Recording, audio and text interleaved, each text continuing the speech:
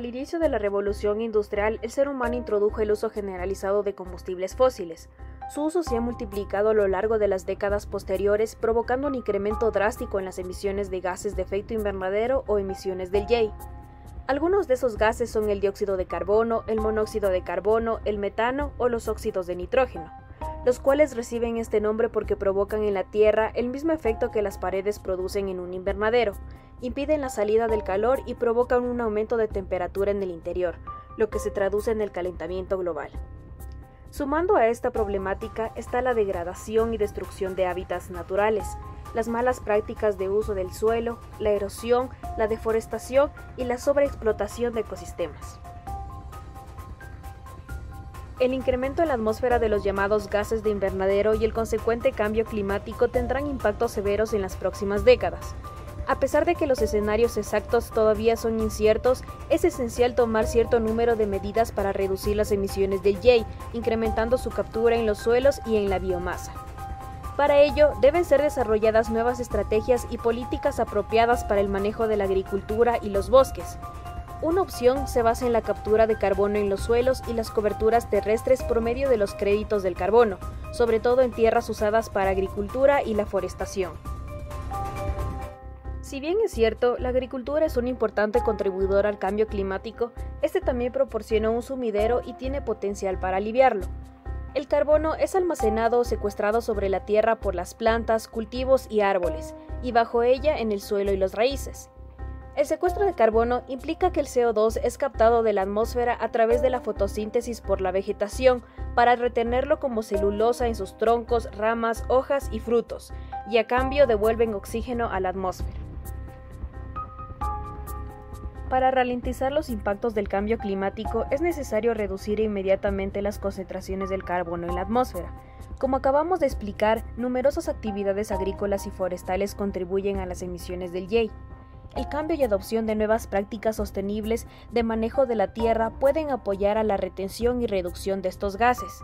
Algunas actividades agrícolas pueden aumentar la cantidad de materia orgánica y carbono en el suelo utilizando cultivos de cobertura, la restauración de ecosistemas y la propia reforestación.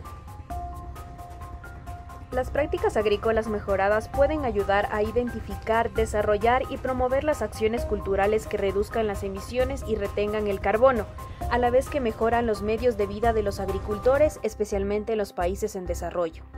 El objetivo final es invertir la degradación de tierras por deforestación y manejo inadecuado en las zonas tropicales y subtropicales con la promoción de sistemas de uso de la tierra y prácticas mejoradas que a la vez promuevan una respuesta beneficiosa en términos de gamos económicos y beneficios ambientales a través del incremento del secuestro de carbono.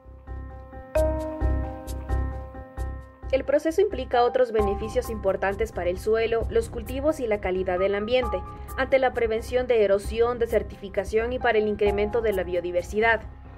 La degradación de tierras no solo disminuye los rendimientos de los cultivos, sino que también reduce el almacenamiento de carbono en los ecosistemas y puede llevar a reducir la biodiversidad. Por lo tanto, es importante identificar las sinergias que se pueden encontrar en la categoría del secuestro de carbono, temática que ya ha sido abordada en varias convenciones de las Naciones Unidas. Las actividades de secuestro de carbono han sido apoyadas por el Mecanismo de Desarrollo Limpio, bajo el Protocolo de Kioto con enfoques en la aforestación y reforestación, vistas como los medios más eficaces fácilmente medibles para el secuestro de carbono en la biomasa encima del suelo y por debajo de la superficie del mismo. En las negociaciones post-Kioto se están haciendo esfuerzos para prestar atención al secuestro de carbono potencial a través de los conocidos créditos del carbono, que en términos sencillos son una paga monetaria en compensación por almacenar carbono en diferentes ecosistemas terrestres. Con el fin de encontrar una unidad de medida común para esta mercancía, todos los gases de efecto invernadero se convierten en equivalentes de CO2. Estos equivalentes se comercian en los mercados de carbono que funcionan de manera parecida a los mercados financieros. En el mercado de carbono, simplificando, se alcanza un acuerdo entre un comprador y un vendedor de créditos de carbono. Por una parte, Quienes reducen sus emisiones o secuestran carbono reciben un pago, mientras que por otra parte quienes tienen que reducir sus emisiones pueden comprar créditos para compensar las mismas. Esta acción conlleva compensar todas aquellas emisiones que no pueden evitarse pagando a alguien para que ahorre o secuestre los J. Los precios recibidos por una tonelada de CO2 varían mucho y dependen del tipo de mercado y del tipo de proyecto de compensación de carbono. Durante 2009, los precios abarcaban desde 1,90 a 13 euros por tonelada de CO2 equivalente. En los últimos años han surgido numerosos instrumentos financieros, mecanismos y mercados que valoran el carbono. Existen dos tipos de mercado, los del cumplimiento regulado y los voluntarios. El mercado regulado es utilizado por empresas y gobiernos que por ley tienen que rendir cuentas de sus emisiones del J. Están regulados por regímenes obligatorios de reducción de carbono, ya sean nacionales, regionales o internacionales. Mientras que en el mercado voluntario conocido como BER, el comercio de crédito se produce sobre una base facultativa del sector privado con responsabilidad social cooperativa.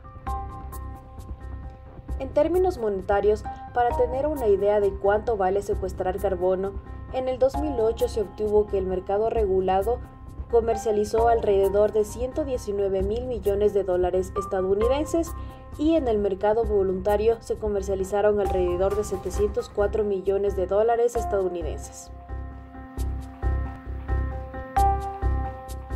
Como ejemplos de crédito de carbono enfocados en la restauración se tiene el proyecto de acción climática Noel Kemp en Bolivia, que tiene como fin proteger en 30 años 1,5 millones de hectáreas de bosque. La Fundación Friends of Nature, Nature Conservancy, el gobierno de Bolivia y 3 empresas energéticas propusieron el proyecto por 11 millones de dólares. El objetivo es detener las actividades de explotación forestal para secuestrar carbono y al mismo tiempo lanzar programas alternativos de ingresos para las comunidades. En 2005, este fue verificado como el primer proyecto forestal de reducción de emisiones. Otro ejemplo es el proyecto RED en Sumatra, Indonesia, que tiene como fin proteger las 750.000 hectáreas de bosque de Ulung Masen, en la cual intervienen el banco de inversiones estadounidenses Merrill Lynch, el gobierno de ACE, la ONG británica de la Flora, Fauna International y Carbon Conservation. Los fondos vienen del Fondo de Donantes Múltiples del Banco Mundial y de los proyectos del medio ambiente y bosques de la SEC. Este territorio almacena 100 millones de toneladas de CO2 ingresadas en el BER en 30 años, cuyas recaudaciones son devueltas a las comunidades implicadas a fin de su desarrollo. A término, está claro que la conservación de bosques y ecosistemas terrestres en general controla la capacidad productiva de la tierra, donde suelos sanos, estables y productivos permitirán a los agricultores enfrentar de mejor manera los vaivenes del mercado y los efectos del cambio climático, aportando de paso a la captura de carbono atmosférico que reducirá en gran medida las emisiones de efecto invernadero o mejor conocidas como las emisiones del J.